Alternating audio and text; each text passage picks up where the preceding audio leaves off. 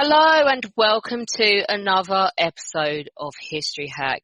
Merry Christmas, everyone, except it's not, because COVID's a bitch. But we're going to try and entertain you anyway, aren't we, Alina? We are. Merry Christmas, everyone. We're doing our best, but just to 2020 now. Nearly over. 2020 is nearly Thank over. Christ for that. Anyway, who's with us today, Alina? Today we've got Louise Creechan, who is a Fellow of English Literature at the University of Strathclyde and a budding historian specialising in the Victorian era. And she's here to talk to us about something super Christmassy. Yay! Yay!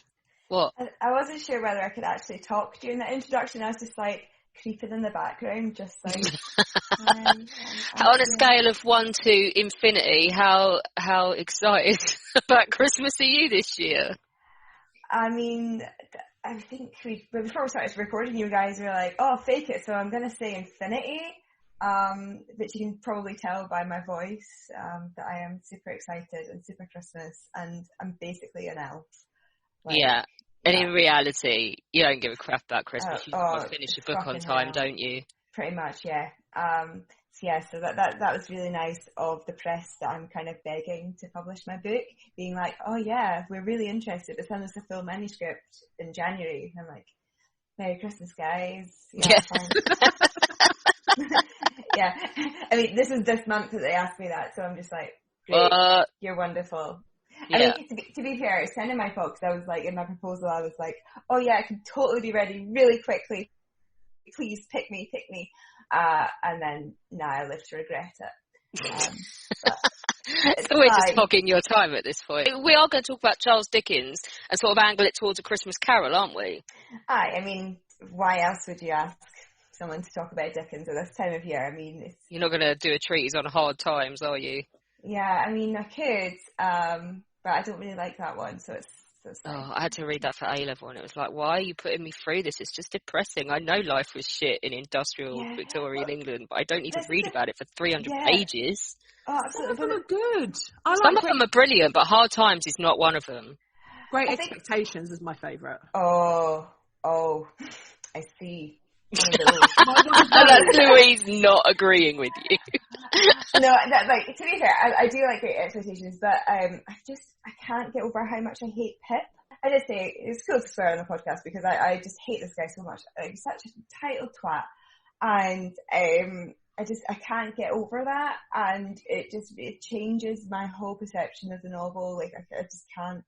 Yeah, this is what's happened to me. We were talking before we come on air. It's what's happened to me with Gavin and Stacey. As I'm a few years older, I look at her and I think, hang on, someone else is paying for your wedding, your rent. You just lie around whinging and complaining about living in a mansion. You're actually just a dick. No, exactly. Same with Pip. Pip is just the worst. He's just like, oh, guys, I've got a mysterious benefactor, and it just all lands in my lap. Like, Pip for me is like the essential sort of entitled white man that just gets it, a straight white man that just gets everything just handed to him for no reason. He's not special. Like, they fucking think he is. Throw in that I totally understand Miss Havisham now. I can totally relate to it. I am Miss Havisham. I am now Miss Havisham. I've gotten to that point in my life when I was reading this when I was younger. I was like, yeah. Do you know what? I love the idea of Alina walking around the fields with her 2 dogs in Poland in a wedding dress. I think that's a sign. I mean, once you hit 30 or whatever, or just like, I don't know how old you guys are. I'm just presuming you're about the same age as me. And you get to the point where Miss Havisham is the most sensible character in that book. It's so true. You're the only one who's not crazy. Yeah, and the bit that I really hate about Pip is when Joe Gargery learns to read. So I work primarily on illiteracy and learning difficulty in Victorian novels. So, when he learns to read and Pip just cries, he's like, oh, Joe, you've come on so much. I just cry because you've learned to read. And just like, that is a grown-ass man that's basically your father. Fuck off, Pip. Like, you're such a patronising twat. He's also just saved your life. And then you're crying because, he knew to read, how special, how precious. And you're just like, I hate him so much. But I think one of the problems with Dickens as well is that like, if you want to enjoy Dickens, you have to invest all the time in the land. Like, the best novels are the long ones. Like, I mean, that's most of them. But, you know, Our Mutual Friend, Bleak House are just awesome. But the thing is that people, I think, get put off Dickens because at school you read the short ones, and the short ones are your hard times and maybe Great Expectations. And frankly, they're shite. Like, so I think that's why people are like, oh, I don't know if I like Dickens, because they just get exposed to the shit ones, in my opinion. Yeah, that's definitely right, isn't it? Because he's got a lot to say as like a social commentator of the day, and I'm guessing you find like, or not just you with what you research, but Victorian historians can find a lot in his novel to support or deny what they're writing about. But I guess let's just start. We have a lot of listeners that aren't British, and I'm guessing they've all heard of Charles Dickens. But who was he? Where was he from? And how did he end up a writer? Okay, so Charles Dickens was born in Portsmouth, but his childhood was one where he was kind of plucked out of school and he went to work in the factories. And so when David Copperfield has this kind of upbringing where he ends up sort of in poverty and working really hard, that was Dickens. And then he started working as a clerk, and that's when he sort of started writing, and then he started publishing under the pseudonym Boz. Then he did sketches from Boz, and then his first sort of big success was the Pickwick Papers in 1837, and basically throughout his career that was just enormously successful. And throughout his career, the Victorian public was just always waiting for the next Pickwick, because it was kind of funny and comic, but it was always something that Dickens had to sort of wrestle with, because he wanted, so Pickwick's really silly. It's you know, sort of four pompous guys that go on these research trips around the country, and then just because they're just so kind of over-read and over-academic, they just get into loads of scrapes. But it doesn't have as much as the sort of social commentaries as his later novels. And basically, Victorian public, although they still loved him, they got a little bit pissed off. They were always waiting for the next Pickwick, which never came. Could you just explain to people the serialisation aspect of how his stories got out there, for those that don't know about the magazines? Yeah, sure. So what would happen is that Dickens would publish sort of serially, so either weekly or monthly, depends on the novel itself. And so it was kind of in this might sound sort of patronising, but it's totally true. It's kind of like the sort of soap opera of the day type thing. Like, people would get the next issue and he'd sort of leave it on a little bit of maybe a cliffhanger, and then you sort of invite other characters. So it sort of function a bit like a bit like a soap opera, in that you'd be waiting for your next instalment, and that way he sort of wrote very long novels. It's a myth that he got paid by the word, and that's why they're long. But he definitely did sort of run serials that would go on for like a year and a half. So that would sort of keep people interested. And also at the same time, he would have, so he wasn't just producing novels, but he had editorship of 2 periodical presses. So, well, he had more than that, but like the 2 big ones were All the Year Round and Household Words. Sometimes I get confused and call it Household Worlds, because it's all the year round, all the world, right? And but it is All the Year Round and Household Words. And I always have to kind of control F when I'm writing on that, because I inevitably type it wrong. But apparently that's the thing, because I put it on Twitter and loads of Victorianists were just like, oh my god, yes! And I was like, oh, I thought it was just me being funny, but apparently it's more of a thing. Vindication! Yeah, it's just like, I'm not an idiot. I mean, I don't know about you guys, but the only reason I pursued an academic sort of life was to prove that I wasn't an idiot. I just took it a bit too far. I totally agree with that. Yeah. I agree with that. Yeah, living that one. Fucking hell. Like, because I'm dyslexic, it was just a case of like, it's a running joke because I worked on illiteracy that I only did a PhD to prove that I could read, which is just stupid. I'm pretty sure totally I'm only going to go down that road so I can call myself a Dr. Alex. So exactly. And I mean, I think when this is recorded, we've just had that thing from, oh God, what was the publication? Was it the Wall Street Journal? Did you see one of the piece? American ones? Yeah, with Jill Biden getting slated for using Dr. Biden. It's just like, no, she fucking earned it. Yeah. Shut your mouth. And I don't think they'd be that fuss if it was a male. No. First man. So yeah, just sorry. I don't know what I was ranting about then. It's okay.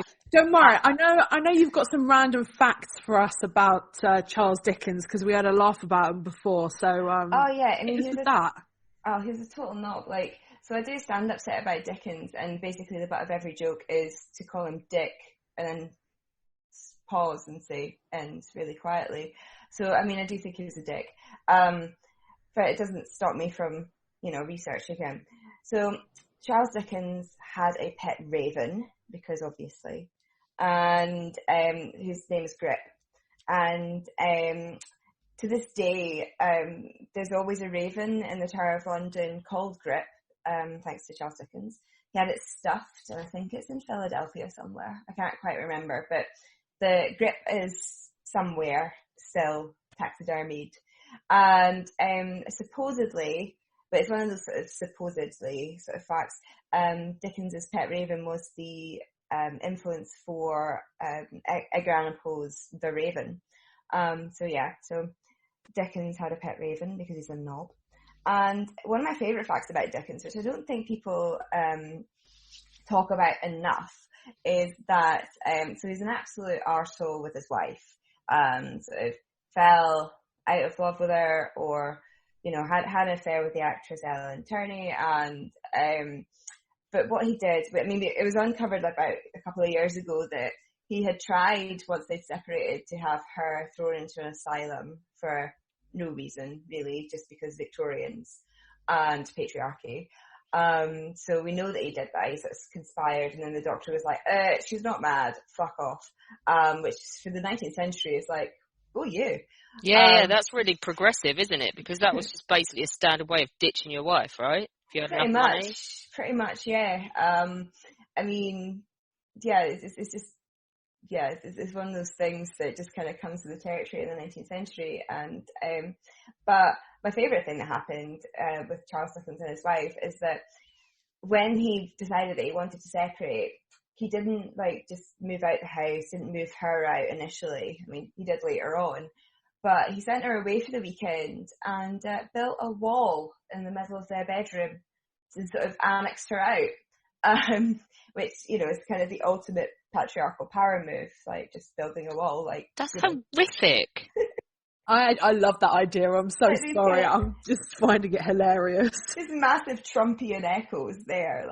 It's just, yeah. Oh, fuck you, I'm going to build a wall. That's horrific. Can you imagine coming back from a weekend away and your husband's built a wall down the middle of the bedroom? I mean, I don't think enough people talk about that, but it is my favourite sort of. At this point, would you not be just divorce me and give me half your money and I'm gone? I mean, there's a little bit early for actual rights. That was the problem. Yeah. No divorce law. Are we still in the point as well where women's property just becomes their husband's, aren't we? Is it not till it's the 1850s, right? That changes?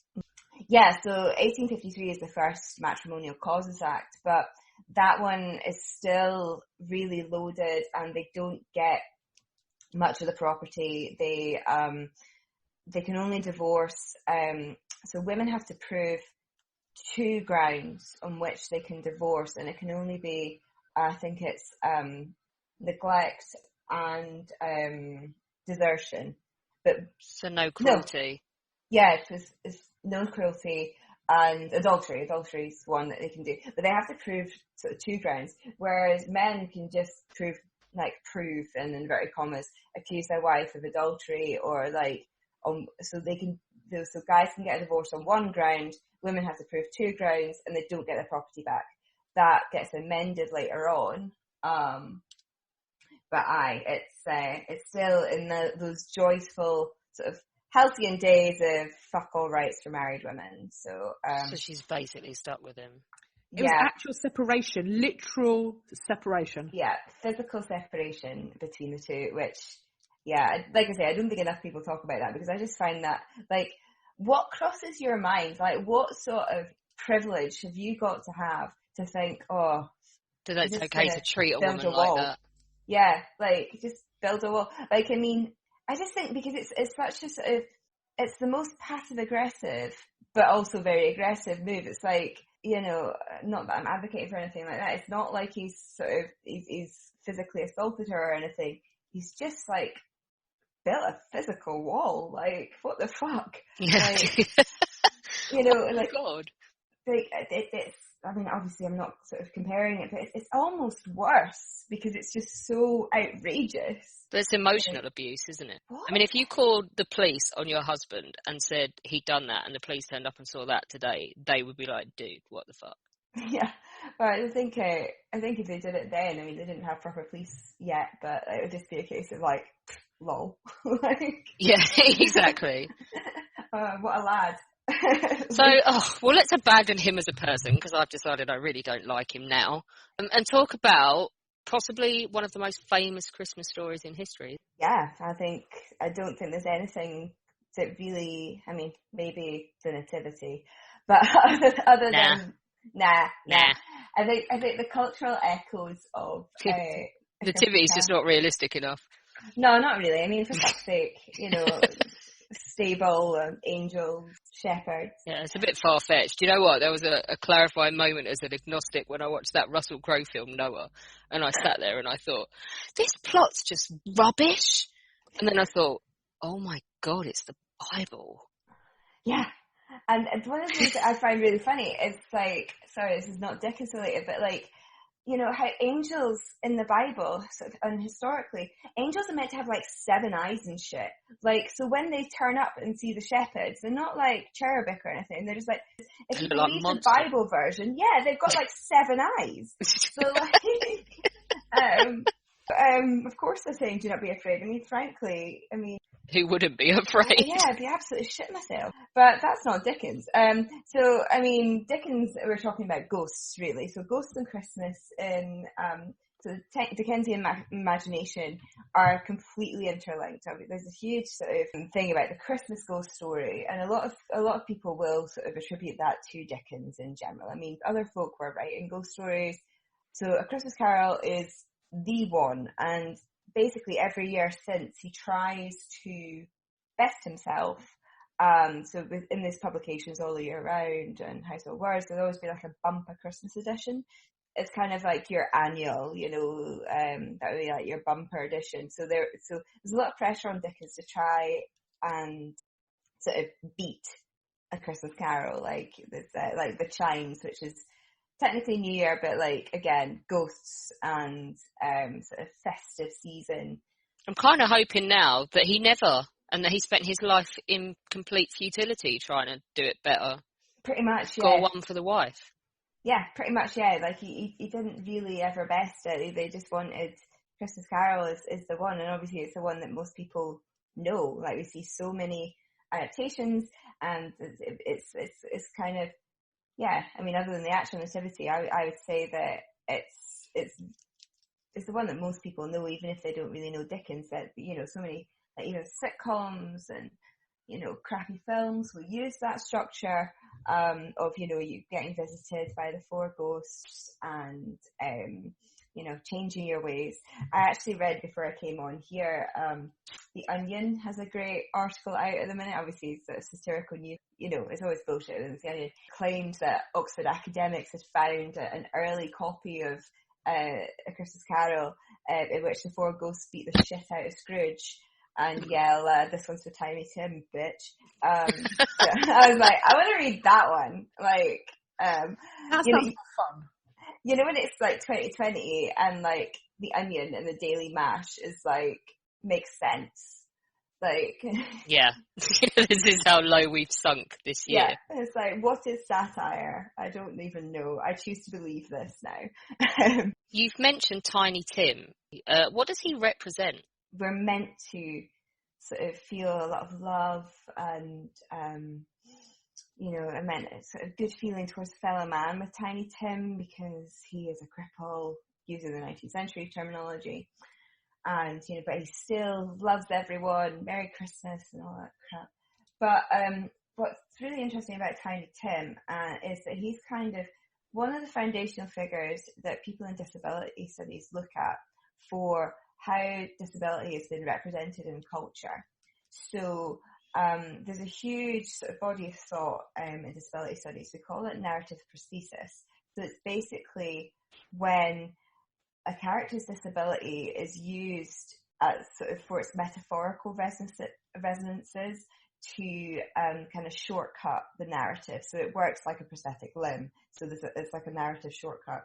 So when Tiny Tim says, "Oh, it was wonderful to be in church because all the people will look at me and then remember the person who made beggars, blind beggars see and lame beggars walk and all that." So basically, looking at my disabled body makes everyone remember Christ. So there's that horrible thing of like this sort of embodied, I'm not a person, I'm just a thing that allows you Christian onlooker, to remember Christ. So it's deeply, deeply problematic. But that sort of dynamic is what happens a lot with disabled characters in literature. So you'll either have your sort of waif-like, unimpeachable characters like your Tiny Tims and your absolute innocence, but they're just a bit weak. Or you'll have like your grotesque disabled people, like Quillip in Oh Curiosity Shop is just like an evil dwarf. Like, so it's Tiny Tim's been used as like one of the figures for beginning to think about how disability is used as a device in literature.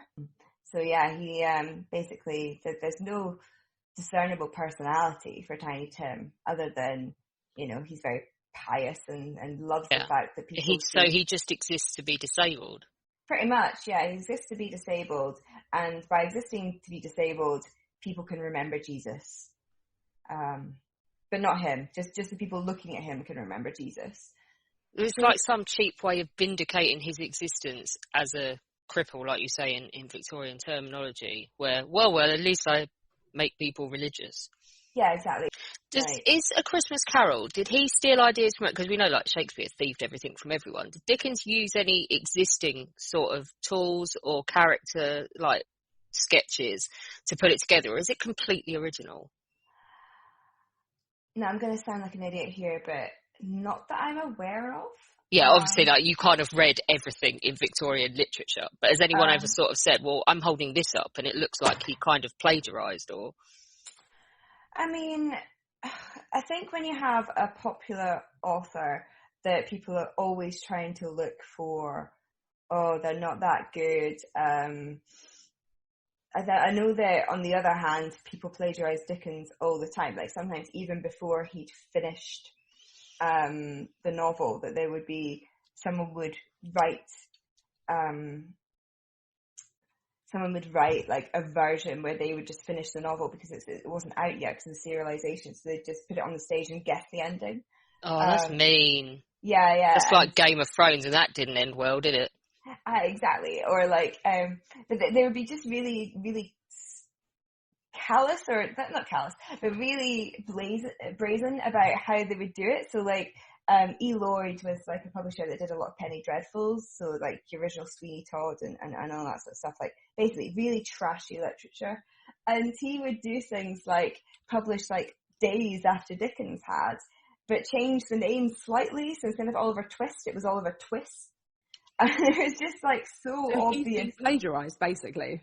Well, we had someone on, didn't we, talking about plagiarism and copyright and how it was so cavalier at this time, like with the cut and paste journalism, where like, I like that story, I'm using it, and it was like just the way it works. Pretty cut much. And paste Dickens. Yeah, pretty much. I mean, Dickens is always raging about it because obviously, he wants his credit. So, to actually answer your question, I think it was Dickens, but I mean, this is when someone's gonna pipe up and be like, oh, actually. Yeah. But be interesting if they do, actually. Hmm. Because we're not sitting here professing to know, are we? We're just saying, like, to our knowledge, no one has sort of said, oh, well, if you read this, someone else did it 5 years before. It'd be interesting if anyone does come up with anything, actually.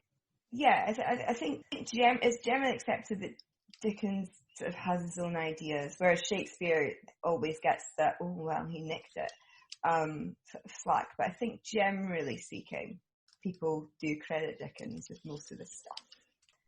So you've got to have your favourite adaptation. Mine is The Muppets. The Muppets is the definitive adaptation. It's like, full stop, that's it, done. Done. The thing about the Muppets one, which is really awesome, is that a lot of Dickens scholars, and I mean, yeah, I'm chatting to you about Dickens, but I work on a lot of authors because I mainly work on disability and illiteracy and that sort of thing, but Dickens does a lot of that. But a lot of real hardcore Dickensians say it's the Muppets one.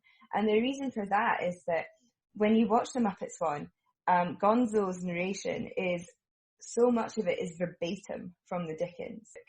And also just the sort of whimsical nature of the Muppets and a lot of the sort of just stupid characterization as well of, I mean, I'm talking about characterization of puppets, so I'm a little bit confused. But roll with it. It's like the least weird thing we've had on History Hack. Yeah, it's fine. But like, they really get the sort of whimsical self-awareness of the Dickens, like the sort of whimsy that I think, I mean, the recent Iannucci, I can't say it, David Copperfield got that as well. Just the stupidity and the winking at the audience when you have the particularly the characters that aren't the main character. I'm a literary scholar, I promise. Your additional cast, like the Muppets really understand, like when you have Rizzo the Rat, like making these stupid comments, like those are the sort of things that you think would be, there's a stupid pun about more gravy than grave, sorry, that makes more sense. And that is verbatim, that's from the Dickens, like, I mean, and they acknowledge that that's a shit pun, but like Dickens would probably have acknowledged that was a shit pun. You know the two old guys that just, I never remember the Muppets' names, but the ones that play Marley and Marley. Yeah. Yeah, but it's them that make that stupid pun, and it's Marley, like, it's Scrooge that says that to Marley, and they're like, oh, good one, but that's the sort of thing that Dickens would have sort of been at, like, as well. He would have been like, pun. So, like, the Muppets really understand that, which just make it the best version, in my opinion. Because I think there's always these stupid attempts as well to modernize Dickens, or not just modernize, but like improve, or like make the darker version. Like the adaptation last year was all this sort of darker version, and it was just shite. Like they had, there's a huge uproar because Scrooge said fuck, and you're just like, okay, well, if you're wanting to make it darker, then maybe he probably would have said fuck. He doesn't in the novel, but maybe he would if you're trying to be gritty and coarse. But there was such the first thing that would come out of my mouth if a ghost turned up on my doorstep. Oh yeah, like your dead pal's face, like in your door knocker.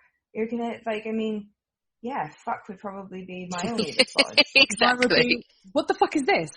There definitely would be an F in there.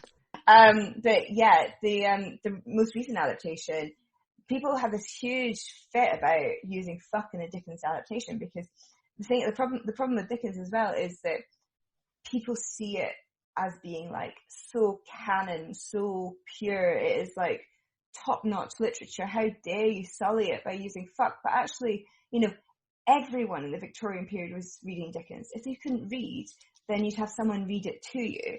Like, he was huge, but that soap opera analogy that I used earlier, it was true. Like, everyone was reading it, and it wasn't a case of like only the erudite, educated would be reading it. So actually, you know what, if he was writing now, I'm sure he would use fuck.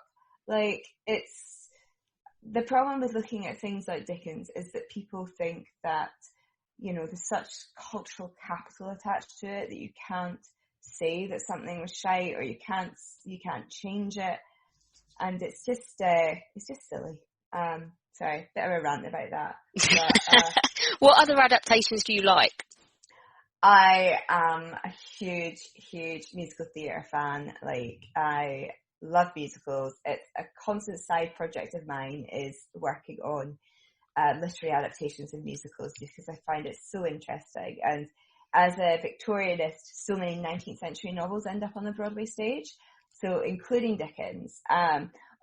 Obviously, we all know like Oliver, which isn't the best musical adaptation. The best musical adaptation of Dickens is The Mystery of Edwin Drood, which is obscure, but it's his unfinished novel, and it was on Broadway in the 80s. And basically, what happens is, so Dickens dies before the end of writing the actual original novel. So in the musical, because Dickens dies, it's done like really, really tongue-in-cheek. So like, it's a Victorian music hall putting on The Mystery of Edwin Drood. And so I managed to trick a funding body into letting me put on this musical and paying for it. Idiot. Genius. That is genius. Because I was like going to engage the Glasgow public in the mystery of Edwin Drood, the unfinished novel. I then managed to get the US Embassy to fund me to put on the musical of Little Women because, again, fools. But sort of using musical theatre as a pedagogical tool and an experiment, and which actually works really well. So I take the piss out of it because they funded it, but equally I think it was valid. But anyway, so the Mystery of Edwin Drood musical, so it's like really tongue-in-cheek. It's actors putting on the show. And what happens is you will be mid-song and you make this massive, you sing out this massive declaration and you sort of say, the truth is this. And I'm not going to sing on this podcast, but, you know, say the truth is this. And then the orchestra stops playing and they like have to like drop their instruments and shit. And then the chairman of the music hall turns around and is like, ladies and gentlemen, this is the point in our story where Charles Dickens laid down his pen forever. Because Dickens dies. We don't know how the fuck to finish this show. So right in the middle of the musical, they ask the audience to vote for it. So what happens is that you are stood on stage and the audience has to vote for the identity of the detective, the murderer, and the two lovers at the end, because obviously it's a musical, so it has to end with some sort of love scene. And you can be literally standing on stage, like not knowing if you're going to get your solo, which obviously is all I cared about at the time. Yeah, hell yeah. As a musical theatre person, I'd be like, dude, if I don't get to be the centre of attention at the end of this, I'm going to be pissed. Yeah. And vote for me, vote for me, please, God. So there's over like 400 different combinations that could happen. But it's absolutely ridiculous. So like, and that again, like the Muppets, I think the best adaptations are the most ridiculous ones, but they use verbatim Dickens.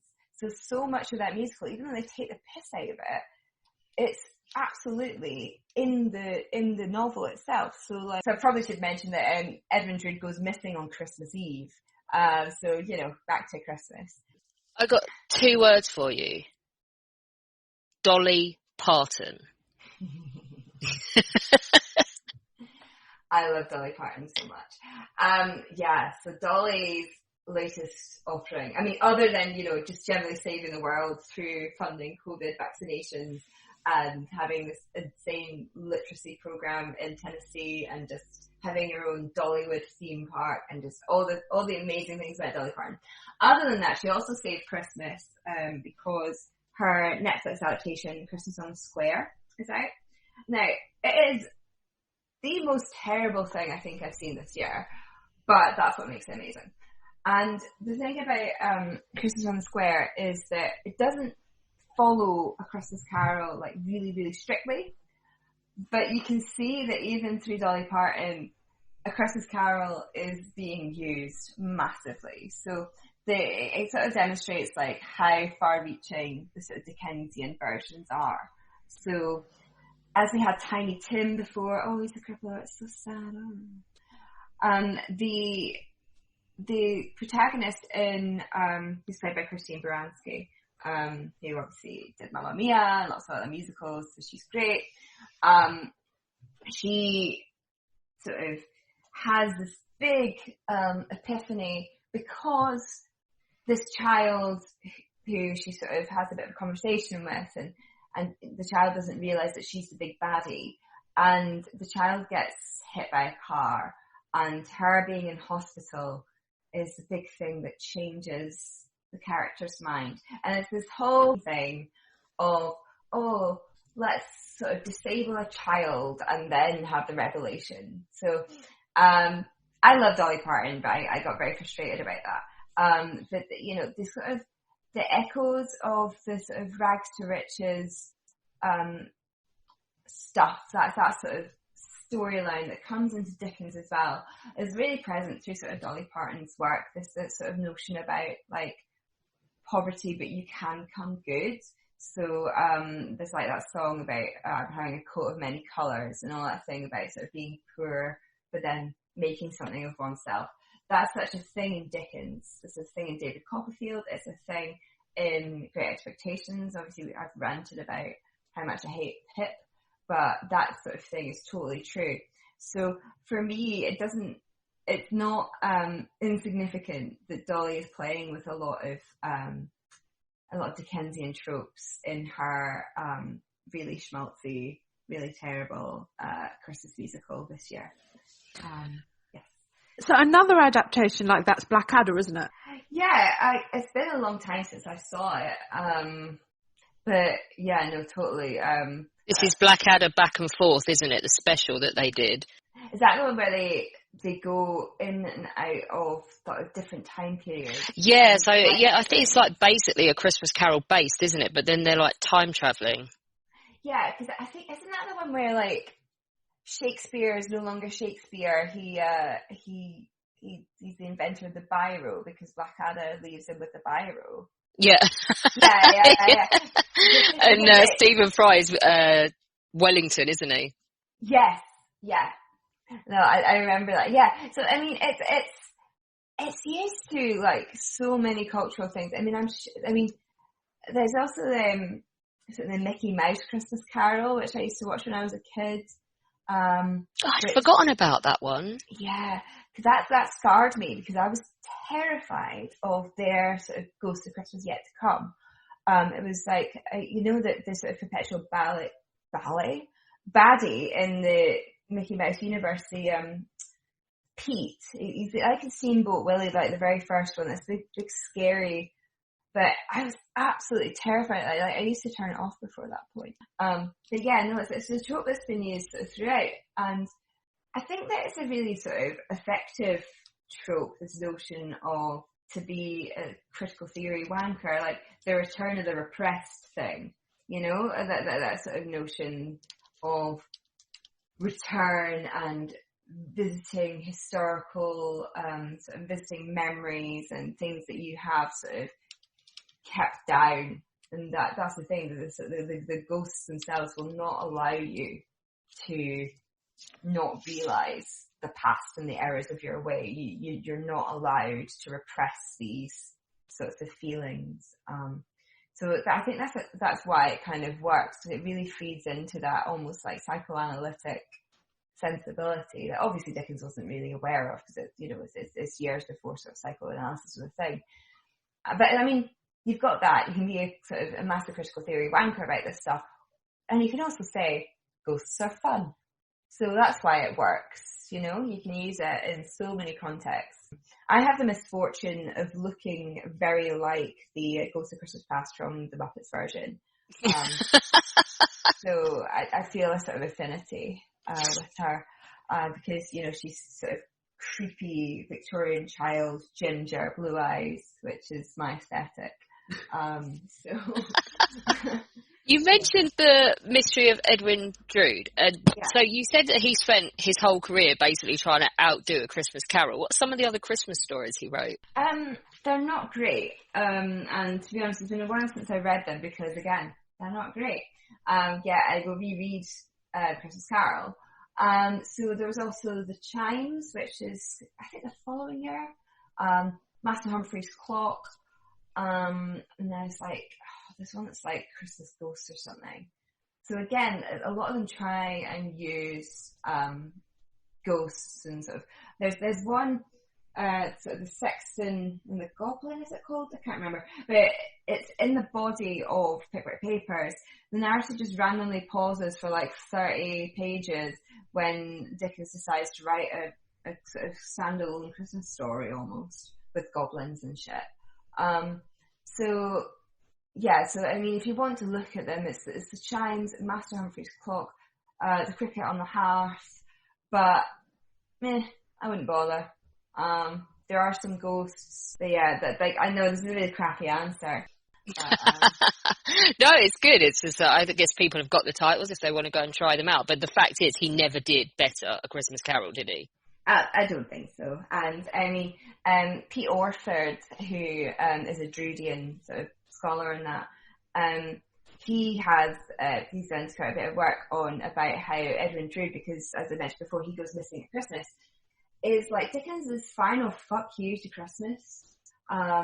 So Pete gave a really great talk at Dickens' conference recently about how basically because Edwin Drood either is murdered or goes missing on Christmas Eve, that is Dickens being like, right, Christmas is done. Christmas is the worst, and I am done with Christmas. You trot me out every year. I've missed a fucking Christmas, but there you go. Edwin Drood is either dead or missing on Christmas Eve, and it's all your fault. Victorian public. Mic drop moment for Dickens. Yeah. So that's Pete's kind of idea, which I'm hoping I'm representing properly. But yeah, he doesn't ever get over Christmas Carol, and he doesn't ever beat it really. And I think that's true looking at like Dickens in sort of culture now. People know Christmas Carol before they know even like Oliver, and Oliver has a massive sort of cultural cachet. I don't know how I'm going to live with not liking Charles Dickens anymore. Like, I just thought he was pretty much meh. I didn't know he was a dick, basically. So I researched his grandson actually for the Eton book. He was a very good cellist. He was killed on the Somme in September 16. If you want to go and see him, he's on the Teepvale Memorial. If you want to go see Dickens, he's buried in Westminster Abbey, which he didn't want to be. Like, they put him in Poets' Corner, and he really didn't want to be there. So. Oh, that makes me kind of happy, though. That's for the wall. Yeah, fuck you. You're in your own wall now. Yeah, you're walled in a medieval abbey. Yeah, into Poets' Corner with you dick. Yeah. Hopefully we won't get visited tonight by any spirits. The ghost of Dickens. Ghost of Dickens. Dickens in my doorknob. No thank you. Louise, that was absolutely epic. Cheers for that. Just because I was rambling. Yeah. You love a good ramble. History Hack loves a good ramble, and we're all about the tangents and the rabbit holes as well, so it's been great. Cheers. Thanks so much for having me. Join us a bit later. Owen Staten is back. He's going to give us some more Welsh folklore with a Christmassy theme this time, so don't miss out on that one. And then on Christmas Day, when you have had enough of presents and turkey and not being able to hang out with everybody because of COVID, we have a treat for you. We have another Sharp reunion. This time it's the cast of Sharp's Company, so don't miss that. It's a brilliant lineup, and we had loads of fun. And then on Boxing Day, when you really have had enough, join us in the afternoon when we will be talking to Merrin Waters all about a very Christmassy World War II battle. That's the Battle of Ortona, so don't miss that one. And then in the evening, join us down the pub when we will regale you with our Christmas special. We have played Secret Santa. Currently, all of the regulars have packages sitting at their house with what we assume will be hilarity inside, and then we'll open them live on air. And we are also going to play we're going to play a game. We are going to play a game whereby everybody gets allocated, much like Secret Santa, someone else in the pub, and they've got to cast them as historical characters for a theoretical panto. So join us as we basically burn each other for a couple of hours for your amusement. Don't forget that we do exist on Patreon as History Hack and on Patreon as well, which is Podbean's own version. Alina and I have had massive fun doing this in 2020, but life's going to change quite a lot next year, and we're going to actually have to go and earn a living, etc. If we want to keep up the regularity that we've been bringing you and the kind of guests that we've been bringing you and the workload, then we will need your help. So if you join There's going to be incentives for joining on either of those platforms. We're revamping ourselves on both of them, so don't forget to go in. You can do as little as $1 a month, and it all goes towards keeping up History Hack as regular as we've been able to bring it to you this year.